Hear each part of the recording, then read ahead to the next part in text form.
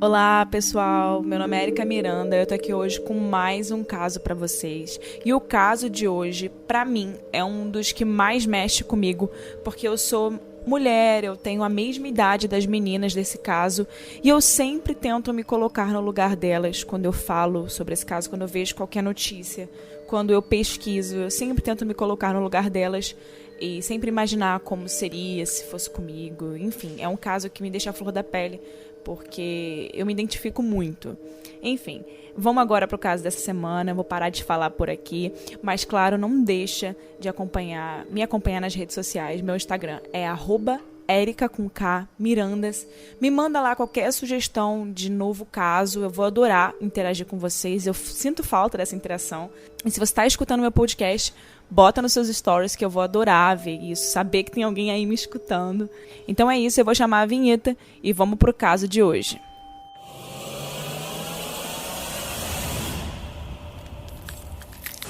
Em 2014, as holandesas Chris Kremers e Lisanne From saíram para uma caminhada no Panamá, onde elas estavam morando, e desapareceram.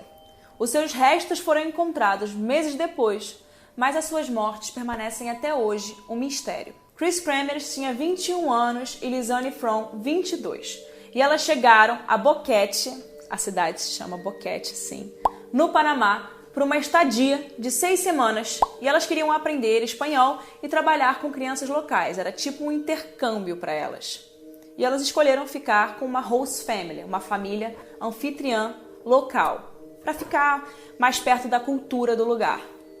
Até que no dia 1º de abril de 2014, as meninas se aventuraram em uma trilha conhecida como Sendero El Pianista, o pianista em português. E elas foram para essa trilha com o cachorro da família anfitriã, e mais tarde daquela noite, o cachorro retornou para a casa dessa família, mas as meninas nunca mais voltaram. E desde a chegada delas no Panamá, as meninas enviavam mensagens de texto para a família diariamente. E começou a ficar estranho quando os pais de Lisanne deixaram de receber mensagens dela no dia 1º de abril. Além disso, as meninas também perderam o agendamento dessa mesma trilha, Sendero El Pianista, no dia 2 de abril, com um guia local. E o guia achou meio estranho o fato delas não terem chegado ao agendamento, não terem encontrado com ele para o agendamento, e resolveu ir até a casa da família anfitriã para perguntar sobre as meninas, se estava tudo bem.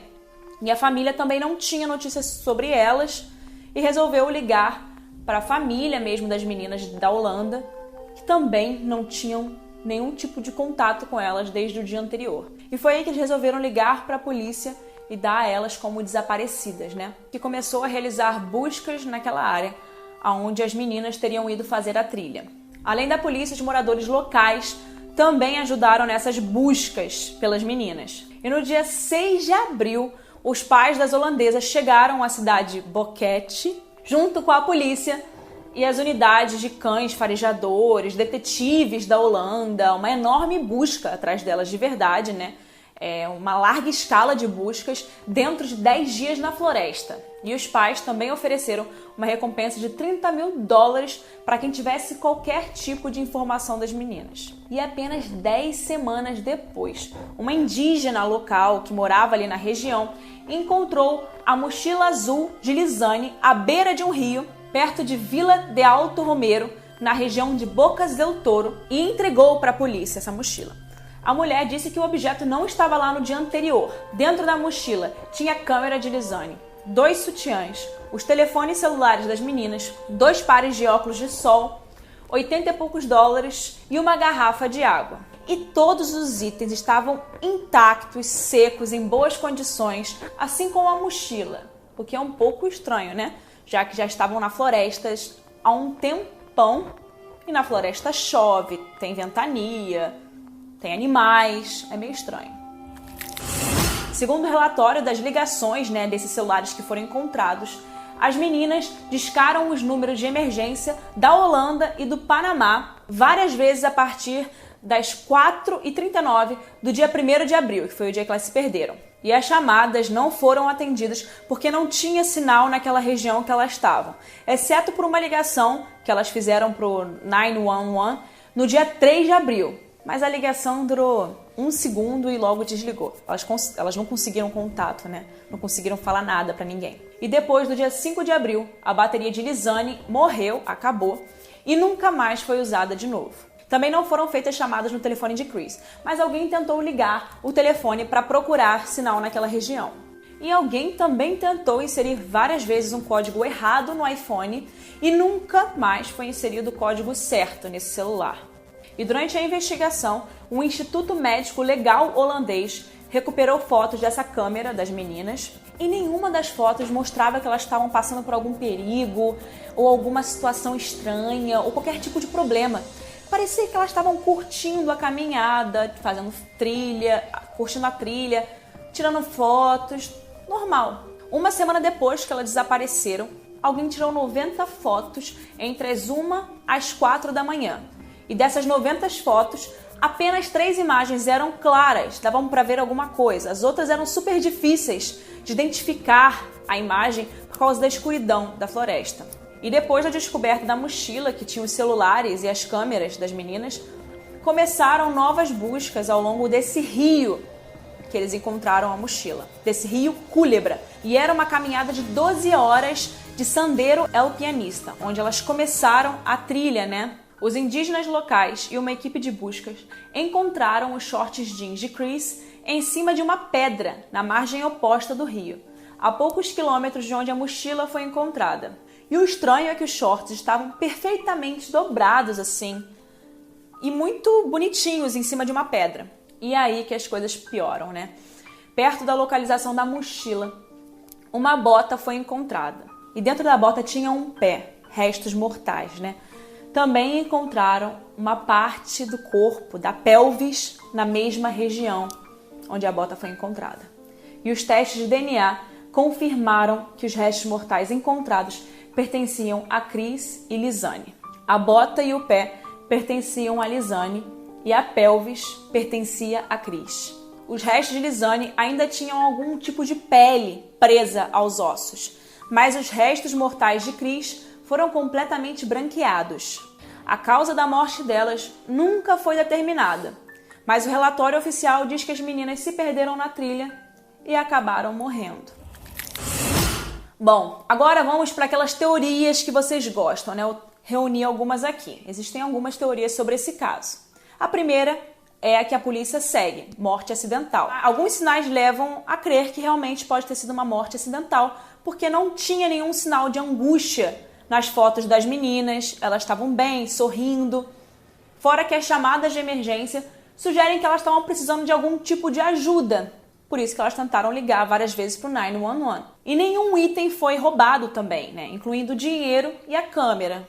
E a outra teoria é de assassinato, né? Principalmente pelo jeito que os ossos foram encontrados, né? Eles foram branqueados. E isso acaba levantando a questão se realmente acabaram morrendo acidentalmente, como a polícia diz. Um membro do Instituto Médico Legal do Panamá disse ao Daily Beast, a doutora Georgina Pacheco, entre aspas, não deveria haver nenhum tipo de branqueamento nesses ossos. O baixo número de ossos, a falta de marcas neles e a presença de branqueamento, tudo isso pode sugerir o uso de cal ou um produto químico semelhante para acelerar a decomposição. E aparentemente é assim que os cartéis mexicanos eliminam as suas vítimas, né? E o especialista também disse que os restos das meninas têm características muito semelhantes. E além disso também dizem que a finalização do caso pode ter sido afetada aí por causa do turismo na região, que provavelmente a polícia da região não queria prejudicar o turismo, né, da cidade. E também tem a teoria de um serial killer nessa região, né? Isso sempre tem nas teorias. E o que ajuda a confirmar é que tiveram algumas dezenas de outros assassinatos e desaparecimentos não resolvidos na mesma região, que é bem rural ali no Panamá, nos últimos 8 anos. E a maioria desses casos aconteceu depois de 2014, quando a Chris e a Lizane desapareceram. Então fica aí essa teoria aí, né? E um outro ponto que deixa ainda mais dúvidas sobre o que aconteceu com as meninas, né, sobre o desaparecimento delas, é que as pessoas que eram próximas a elas afirmaram que elas nunca iriam se aventurar naquela trilha, né, grande, uma área muito grande de mata sozinhas. Elas tinham medo de fazer esse tipo de coisa e que por isso elas contrataram um guia local para fazer a trilha no dia seguinte, e que elas achavam isso muito estranho, delas não terem ido no dia seguinte com um guia e terem ido sozinhas. Mas o que aconteceu com esses restos mortais das meninas, né? Nenhuma marca nos ossos indicava que eles haviam sido quebrados, que poderia ter sido um acidente, que elas poderiam ter caído ali perto do rio. Os restos foram encontrados também a uma longa distância de onde elas começaram a trilha.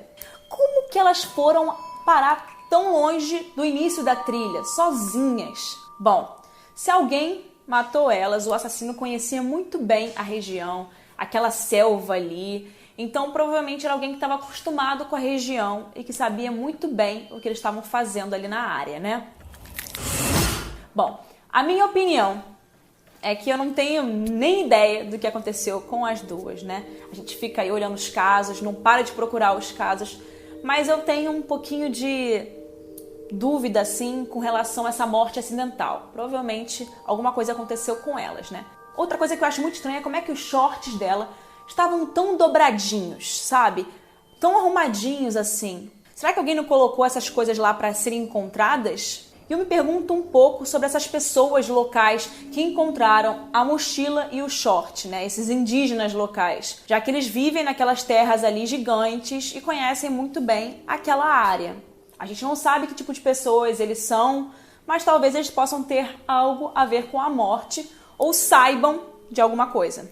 E uma das fotos é um pouco assim estranha, inclusive muita gente na internet fala dessa foto, né? A Cris está com as mãos dela atrás das costas e ela tá perto de, parece uma caverna, né? Uma pedra assim, que parece com uma caverna com uma abertura. Eu achei essa foto assim meio estranha, meio bizarra, né? Por que as mãos dela estão para trás? E provavelmente aquela região ali não era parte da trilha que elas estavam fazendo, né? Provavelmente é algo fora da trilha. Bom, pode ser que isso não seja nada, que seja só uma foto normal delas andando, mas que me deixa meio intrigada, me deixa. Eu poderia ficar aqui o dia inteiro falando sobre o caso delas, né? De tanta coisa que tem pra falar sobre, mas a gente precisa acabar o podcast por aqui. Então agora eu quero saber o que você acha desse caso. Qual a sua suposição aí? Qual a sua teoria? Manda pra mim lá no Instagram, eu vou adorar conversar com vocês sobre o caso e saber o que vocês acham. Eu também tenho um vídeo lá no Instagram sobre esse caso, então vale lá também ver isso. E meu arroba é @erica_mirandas. Tô por lá sempre conversando com vocês. Até o próximo episódio, galera. Um beijo!